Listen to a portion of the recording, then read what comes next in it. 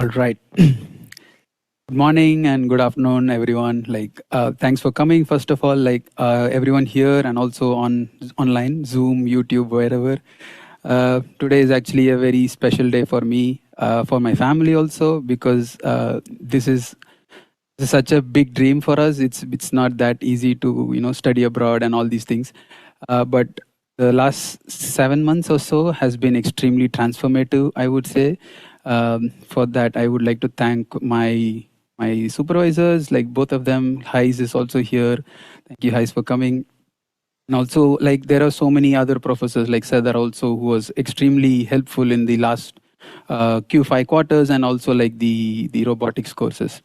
So TU Delft has given me a lot, and this is like a culmination of everything that I've learned in the last 7 months and the time before that. So I see this as a shift towards something new. So everything that you see is something I learned in the last 6 months. Is something that I did not know before joining TU Delft, or not even last year. So join me. Let's see what I've done. So to just give a brief background on what the thesis is all about. So last February, like some few months back, I had gone for this conference in London, and then we were looking at a lot of presentations by big companies, which were tech forward and then advanced in digital technologies, where the common factor was that most of them had access to years of data. Like they had a lot of data which they have curated over a lot of years and decades. Then I started to question the whole notion of data sets, right? So the question is that while established architecture firms possess huge data sets of decades of proprietary plans and like images and whatnot, they are able to train their own AI models, they are able to make their own generative AI solutions. But now, what about smaller firms and smaller practices, or say certain firms which do not have like a large data set? That brings me to the question of how can we defragment this process and democratize data access so that everyone has equal access to AI and AI applications in future. For that, I want to now walk you through like a sort of like a case study, which is what the whole thesis is about. What we just saw about datasets is just like to position the thesis, but the thesis itself is about healthcare layouts and how do we use AI to generate layouts.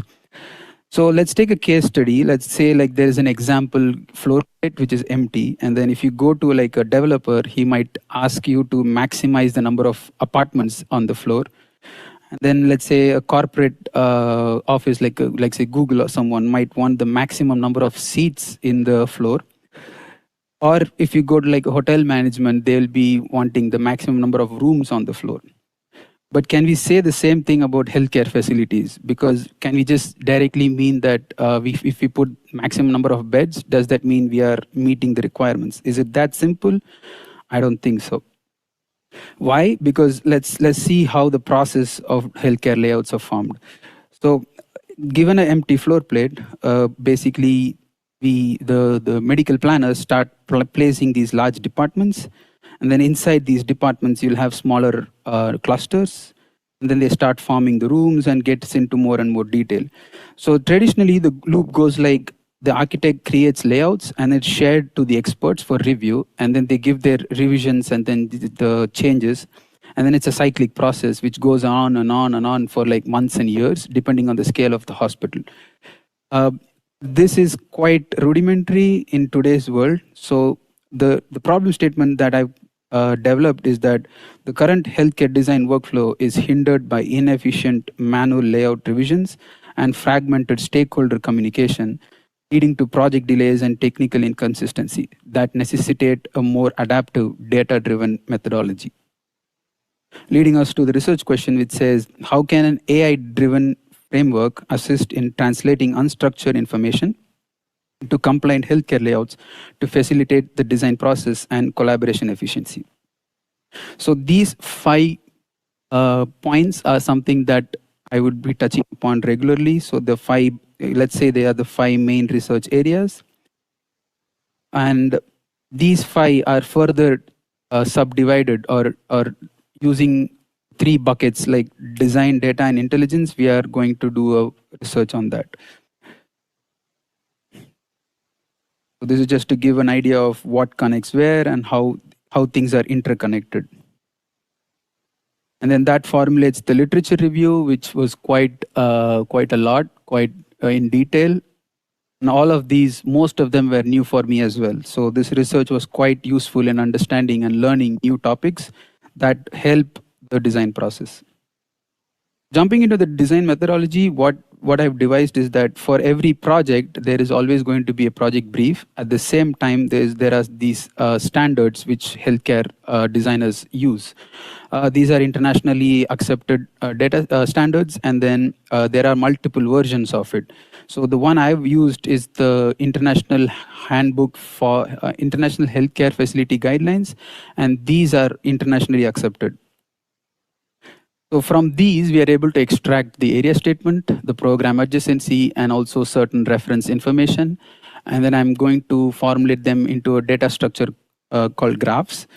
More on that later. And then using the graphs, we are going to create pseudo or initial layouts. Now, these layouts are sent to the user or the human for validating them. At the same time, they are able to make changes to the layout. Now these revised or like the final layouts can be stored, then be able to create a neural network or create a new model which can create new or better layouts automatically. So we'll go one by one. I have created certain excerpts from the whole methodology, so we can go one by one. So initially, these healthcare guidelines were extremely hard to read, even for myself. For the thesis, each book is around 500 pages or something. So what I've tried to do is basically here capture information from the guidelines so that people can access it through natural language. So these are the handbooks, and information is stored in mostly text and images. But for quick access, we are going to export them as graphs, and then using an LLM, just like your ChatGPT interface, any user can just search in queries and then get their answers, get to know where that information is coming from. Now for the area statement, we are extracting the same information from the data standards again. So the area statement is provided in table formats. So we used computer vision to extract certain key information from these tables to store them again in graphs. The graphs are structured in multiple layers. So level 1 is about the department, which is at a higher level. And then level 2 is about the clusters, which is at a sub-level. And then inside that, we have the individual rooms that have the specific information on the total area, the circulation area, and the number of rooms. So all these are stored as graphs so that they understand, we can also understand the relationships between multiple departments. And then we are able to also generate like a combined area statement that is required for the project. So we have now the areas, we now need to know the adjacencies or where to place what. So for that also, from the data standards, we have certain information in image space, which is a raster image. So again, using computer vision, we are able to extrapolate the adjacencies from this. So what you see on the first image is basically, it's a level 1. Again, it's similar to what we saw in the area statement. So level 1 means at a department level. Level 2 is at a cluster level. So multiple rooms together form a cluster. And then in level 3, it's inside the cluster, how many rooms are there, what are the adjacencies. These are again stored as graphs, but the data structure itself is quite complex at this point. So what needs to be done next is to combine the areas and the adjacencies so that for every department and every room, we have a certain information about their location on a floor plan, what are the other departments that need to be placed beside them, and also the areas that are required. Now also, we also saw in the first image that we are able to understand the interdepartment relations. So therefore, now we have a larger cluster of multiple departments in a healthcare unit, which can be extrapolated on a project-to-project basis. What you see here is basically interrelationship diagram or like a adjacency graph, which talks about multiple departments. Same can also be represented as a matrix. Now, in hospitals, it's usually the case that it is multi-story, multi-level. For that, what I've tried to create is from the data set, we have certain requirements which are mentioned in text. Those are captured as multiple levels, and then we are able to pick and choose based on the requirement of the brief. I will show it later in action. Now that we have all the basic requirements like the design brief, we have the project specific area statement, the project specific adjacencies. Let's see how we are able to create like a first draft layout, for which I have used cellular automata. It's basically a cell-based solution, so it works on a grid by grid level. So just to make you understand what we have done is like we created like a 8 by 8 grid. On that, we are mentioning where the cores are located and where the courtyards are located. And then we are marking them as negative cells. So the solver will not be able to place any department in these black zones. And then what cellular automata does is basically it puts a first seed. Right now, it can be anywhere in the unclassified or valid cells. And then it starts looking for certain areas where all can we place a department. Now, once it has identified this domain space it can capture, it starts to pack these required departments.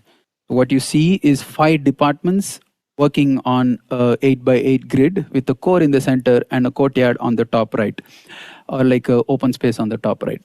The other thing to note is that the cellular automata also enables us to give a lot of rules, which basically means that I can constrain the dimensionality of the individual departments, so X by Y. I can also constrain it to be first attached to the periphery. So there are multiple rules which basically governs this layout. This is just a sample what we see here. I mean, when a project comes, there will be multiple departments, multiple floors. What you see here is just one floor with 5 departments. And then we dive into level 2. So this is the one that you saw is just departments, and these are sub-departments with clusters. Inside that, we start populating the rooms. So this is going to help us fasten the initial design process where you go from project brief directly into design without much tweaking. So the users are able to directly input the X by Y of the floor, mention the core location and also the courtyards if any, and then they're able to directly generate a layout that is following the guidelines. Use the word following guidelines because it is definitely not a validated plan because there is no human in the loop so far. So now the system is able to give feedback to the users through a validation methodology, which validates the layout against the input requirements.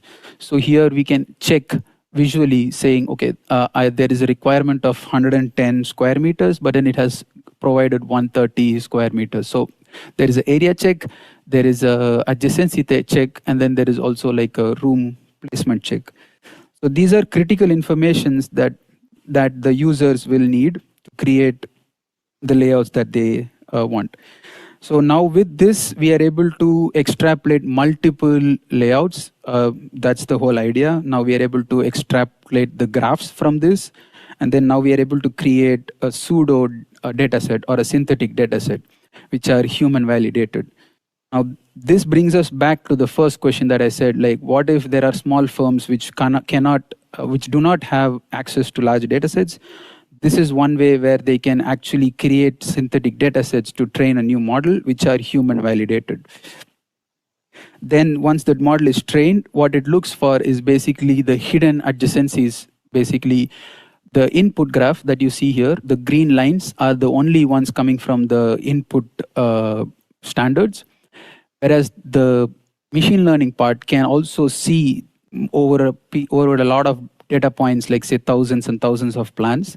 It's able to make sure that there are other adjacencies that are discovered that may have been missed out by the data set itself. So all the yellow lines are something that the neural network or the machine learning is able to decipher. Now, once we have that information, we are able to fast track this even better. Now we are able to create better and more validated layouts because we have a large data set. These are some of the exports from the machine learning model.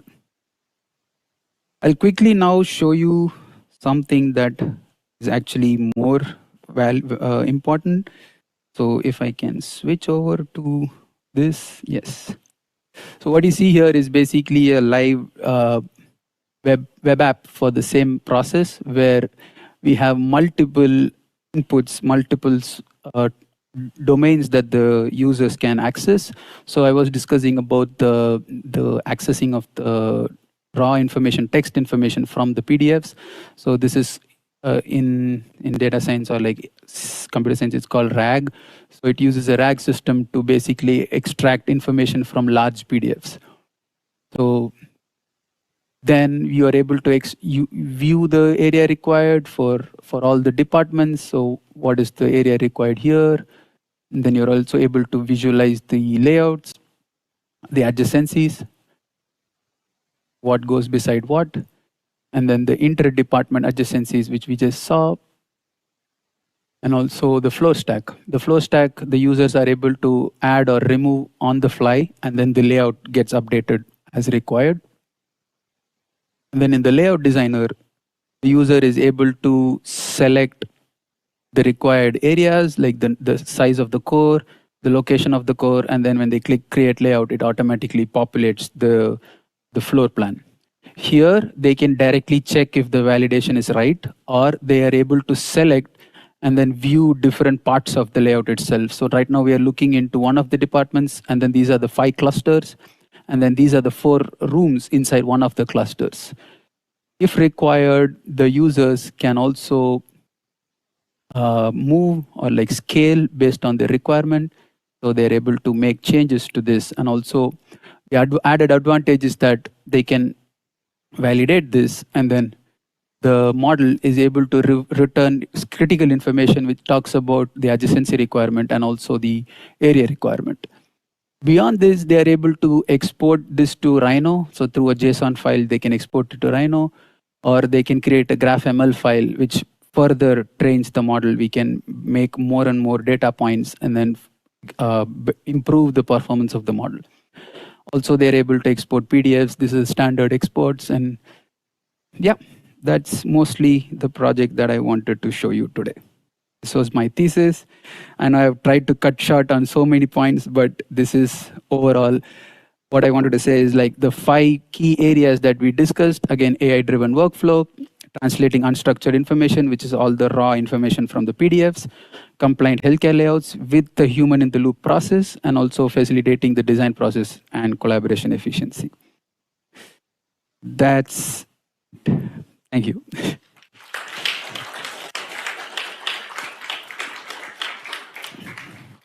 Questions?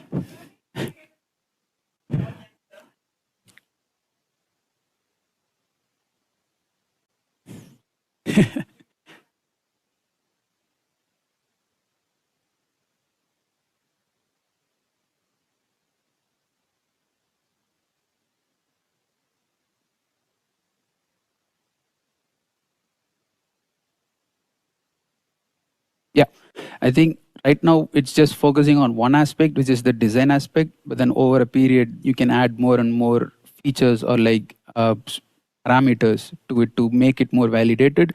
So as you say, maybe there can be a structural layer which talks about certain distances between columns and whatnot, which are automated in a systematic way, so that if the user chooses, let's say, 10 meters column to column, then it will already flag it, and then they can change the design again. So the idea is, as you say, like the idea is to improve the design process also, as well as give enough resources and like tools to the user design on the fly. It shouldn't be like they should go back to the review committee and then come back. It's a long process. So we're trying to reduce that.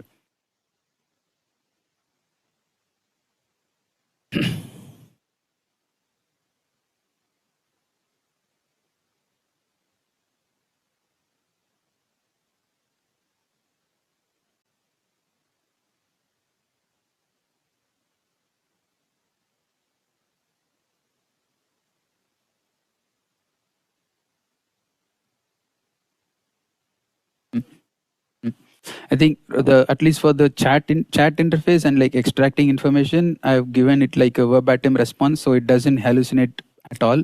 So it can only extract information from the PDF word to word and then give the information to the user. Although in future, I think there might be a requirement where users might want to learn more about a certain topic.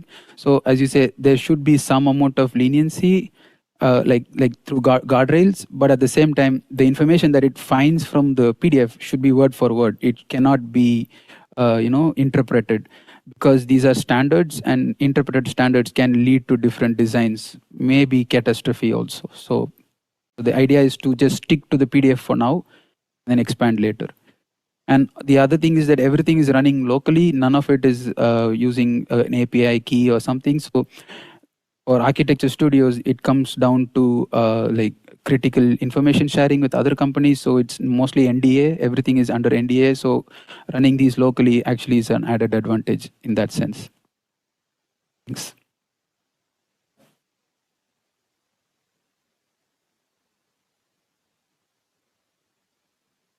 Yeah.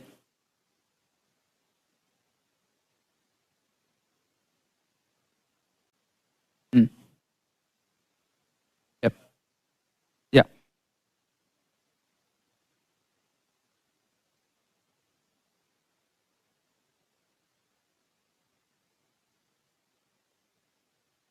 Hmm. Hmm. Yeah. Hmm. Hmm. Hmm.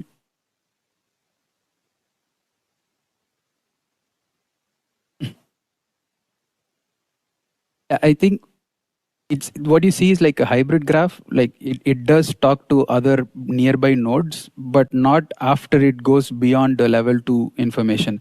So by level 2 we are having multiple duplicate names. So let's say examination room might also be there in another department. So by linking the same level of information, the departments might get confused as to how much area they might require. So right now it's structured as a tree, but then on a level 1, which is at the department level, they are still talking to each other. Yeah. Any more questions?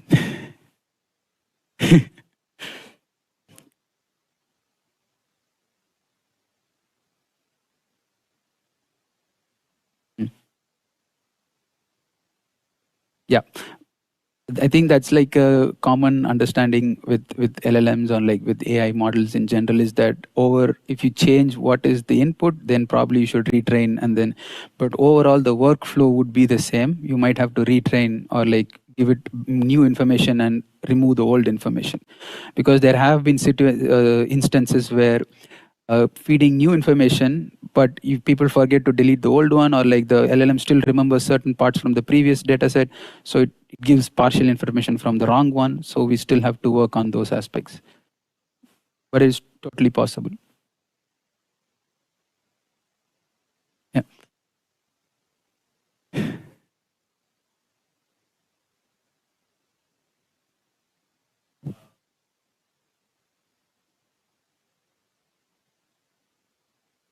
Mm.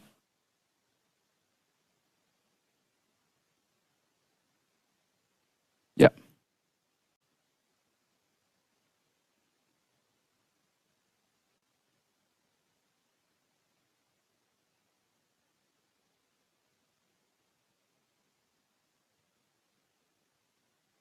Mm.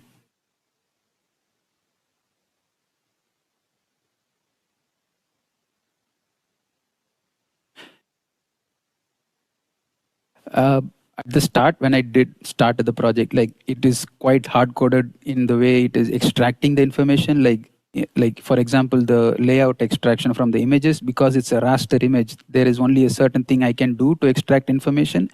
But later I discovered that for LLMs and for AI to do better work, like to be less or to be more optimal, then probably it's a good idea to convert large information into markdown files or like HTML files, so that the standardization happens at the start, and then the LLM starts working in the process.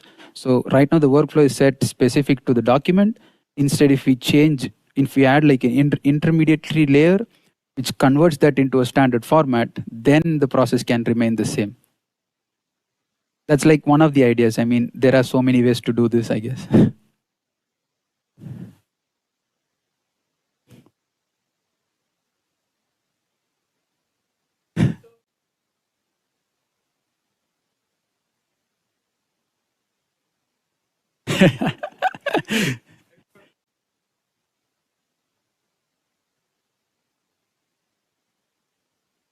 Yeah.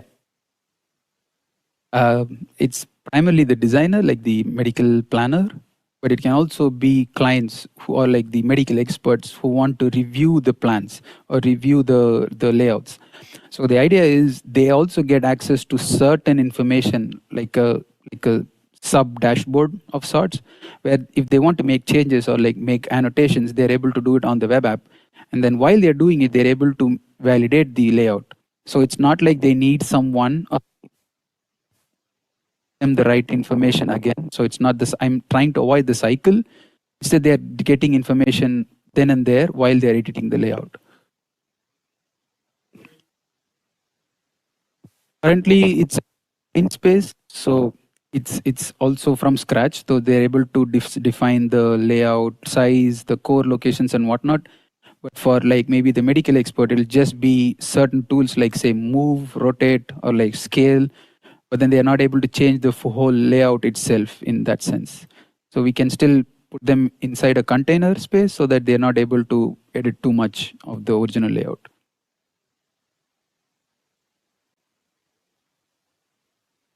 Mm.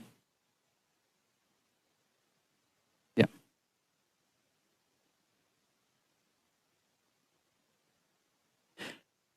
Probably the next steps would be to like, yeah, it can be added, but for now, I think in the idea to expand this would be also to incorporate like say climate into this.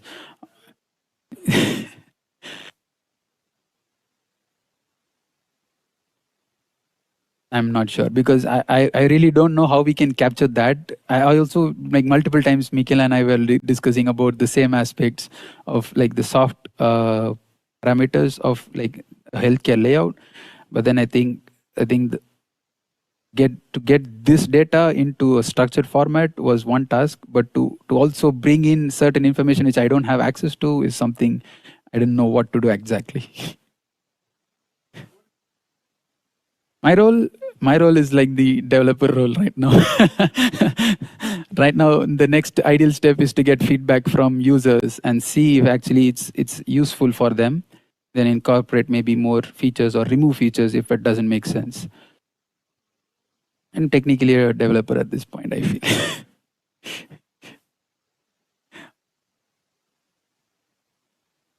Thank you.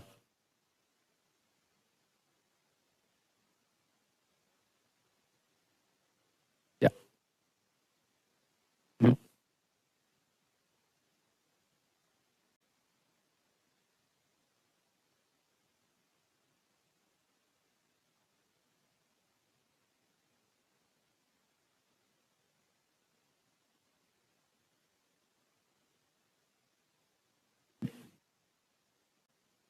I think so too, because right now it already deals with multiple levels of floor layouts, but it on a by one.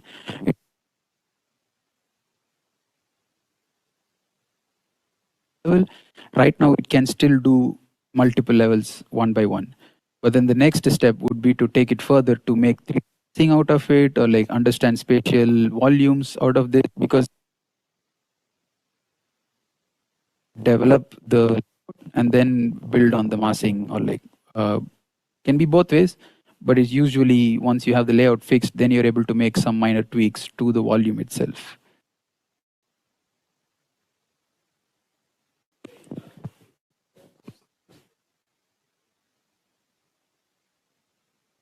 Mm. So the one of the features that I implemented towards the end is that not every brief is the same, not every site is the same. So so if the floor plan size reduces, then it starts to pack it vertically. So it still understands the vertical relationships because it's, yeah, yeah, kind of. It's like an intermediate layer. So it knows what is above it. So it can also split certain volumes. So for example, if is so big for a floor plan, it can still divide that into two and stack them vertically if required. So these are rules that are already baked in for each department, whether they can split, whether they cannot split, whether they need to be on the ground floor. So these are some.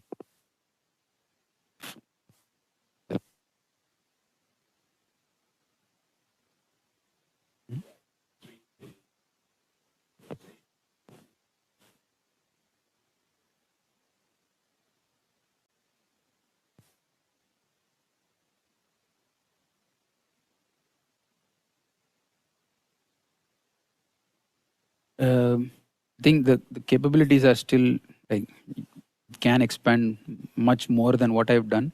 Uh, why I say this is because the climate also plays like a major role in placing certain departments in a certain location, right?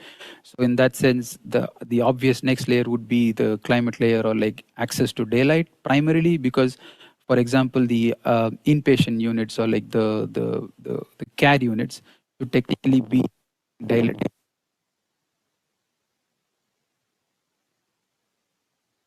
Is that we can store those information for a specific department in that node itself. Then the solver takes all that into account while placing the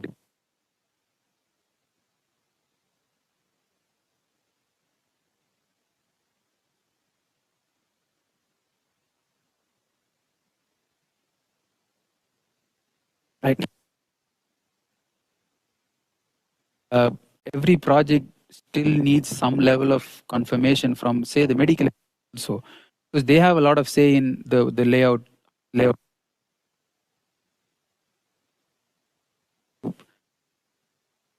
support tool, not like an automated tool, although most of the parts can be automated to that extent.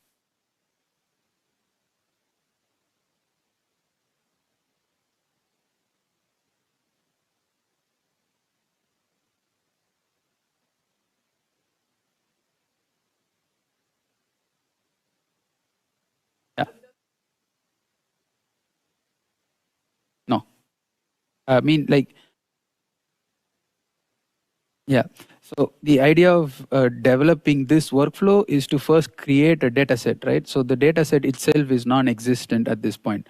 So once we have a data set, the machine learning model can develop better and better layouts. But then the ultimate validation still has to be done by a human or the medical expert. Yes. Yes. Yes. Yes, it's a decision. The ultimate decision is by the human, but probably we don't have to sit and design. Okay, this is what comes here. We don't have to do much of the heavy lifting. We just need to see and review certain layouts and understand.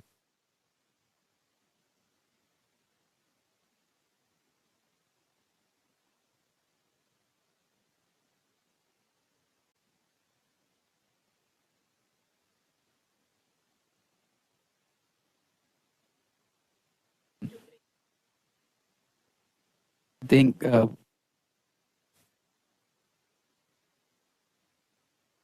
existing.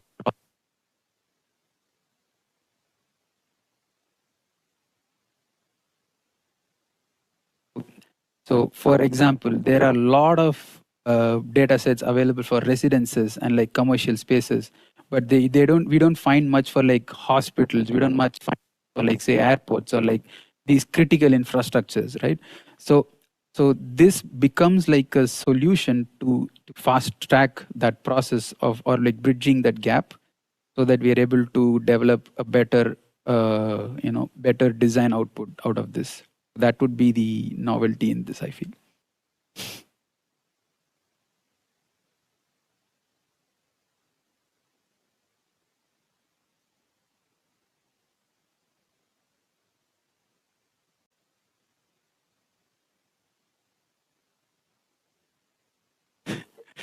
Yeah.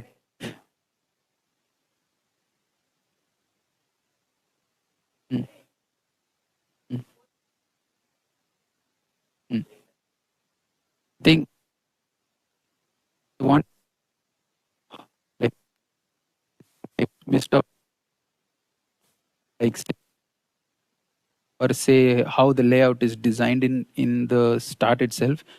Maybe there are better ways of doing the layout itself using the graphs. So probably I would spend, if I'm a scientific wants to continue on this, would probably more time on understanding how graphs can be converted into layouts, because that research is quite new, not researched that much. So probably using graphs to create layouts on a global level, not just healthcare. It can be any layout. So that would be like most likely the scientific direction. Um, Probably how can graphs be utilized to create layouts in the most efficient way across typologies, probably.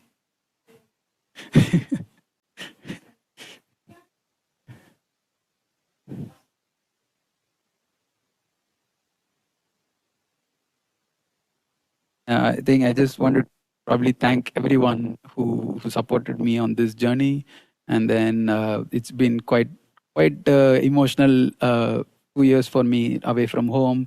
All the hardships that I have went through to be here, and then now that this is happening, I'm probably I am the first.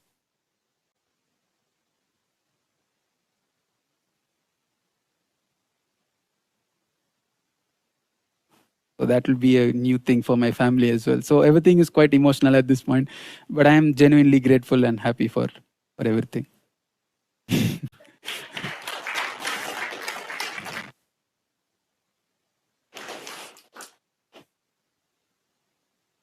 Yeah. Yeah. Thanks. Thank you.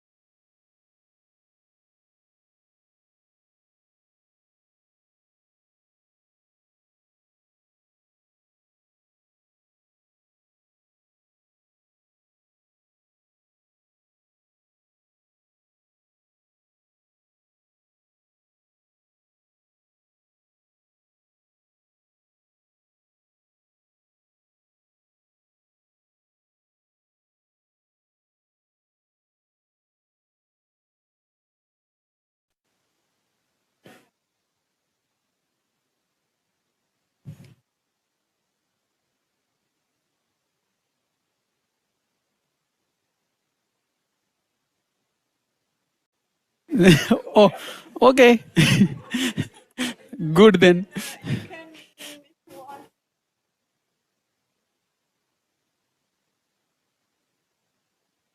Okay.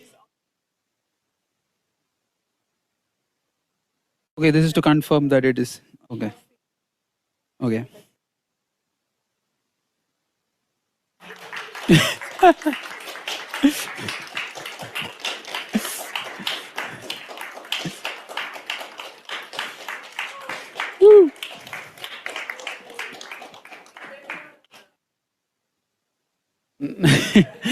That will come soon, I think.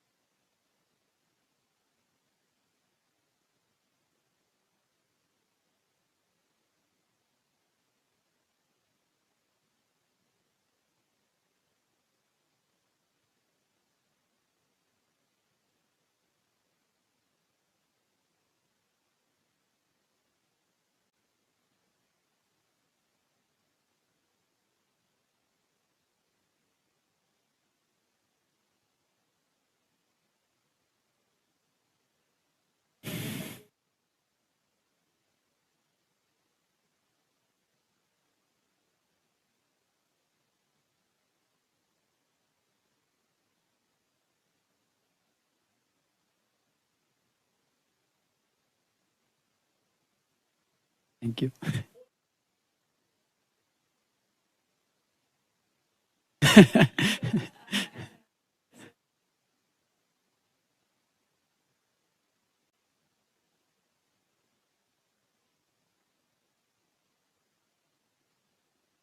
Yeah. Yeah.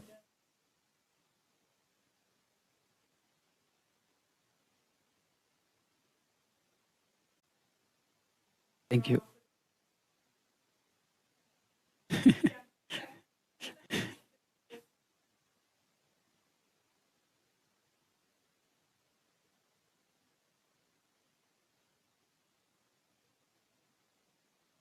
Yes. Yes. Of course.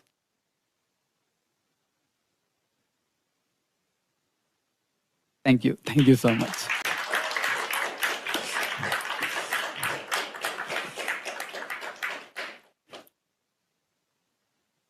Yes. Thank you so much. Thank you so much. Thank you. Thank you. Yes, thanks. Thank you. Thank you, guys. I think one photo with all of us. Yeah.